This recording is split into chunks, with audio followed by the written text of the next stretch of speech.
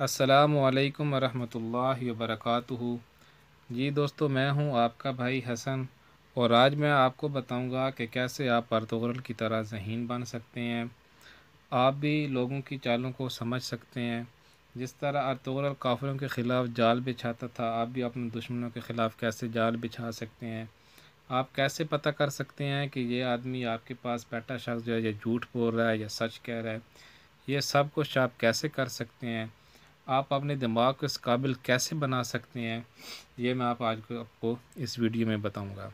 تو آپ سے گزارش یہ ہے کہ آپ اس ویڈیو کو مکمل دیکھیں۔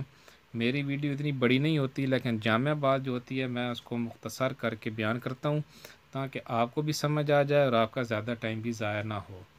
تو دوستو، یہ سب آپ کو کرنے کے لیے آپ کو تھرڈ آئی اوپن کرنا پڑے گی۔ تو تھرڈ آئی کیسے اوپن کی جاتی ہے؟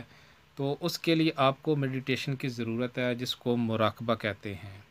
جیسے آپ نے ارطغرل ڈرامے میں دیکھا ہوگا کہ یہ جو ابن العربی ہیں یہ اکثر مراقبہ کرتے رہتے ہیں، جس کو انگلش میں سائنسی زبان میں میڈیٹیشن کہا جاتا ہے، اور ویسے جو ہے اس کو ہماری زبان میں اس کو مراقبہ کہتے ہیں۔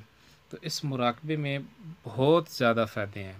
اس مراقبہ کرنے سے، میڈیٹیشن کرنے سے آپ کی تھرڈ آئی جو ہے وہ اوپن ہو جاتی ہے، اور تھرڈ آئی جب آپ کی اوپن ہوتی ہے تو آپ یہ سمجھ لیں کہ آپ نے دنیا کو فتح کر لی ہے۔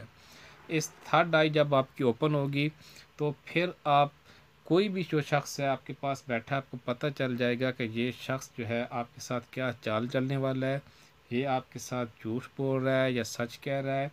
اور ایک اور بڑی بات، اگر آپ کے دماغ میں، ذہن میں جو بات ہوتی ہے وہ آپ اگلے بندے کے دماغ میں بھی ڈال سکتے ہیں، جس کو ہیپناٹائز بھی کہتے ہیں۔ اس سے آپ دوسرے بندے کو ہیپناٹائز بھی کر سکتے ہیں۔ ہیپناٹائز پر بھی میں ویڈیو بناؤں گا انشاءاللہ کہ آپ اگلے بندے کو کیسے ہیپناٹائز کر سکتے ہیں اور خود کو بھی ہیپناٹائز کیسے کر سکتے ہیں اور اس کے کیا فوائد ہیں۔ تو یہ تو تھے تھرڈ آئی اوپن ہونے کے فوائد، کہ اس کے کیا کیا فائدے ہیں۔ اس کے اور بھی بہت زیادہ فائدے ہیں، وہ انشاءاللہ تفصیلی ویڈیو میں آپ کو بتاؤں گا۔ تو ابھی آپ یہ اگر پہلی ویڈیو دیکھ رہے ہیں تھرڈ آئی کے بارے میں، تو اس کو اوپن کرنے کے لیے آپ کو کرنا یہ ہے کہ آپ نے اسی طرح ابن العربی کی طرح بیٹھ جانا ہے کسی بھی کمرے میں۔ تو وہاں پر بیٹھ کر آپ نے اپنی آنکھوں پر پٹی باندھ لینی ہے۔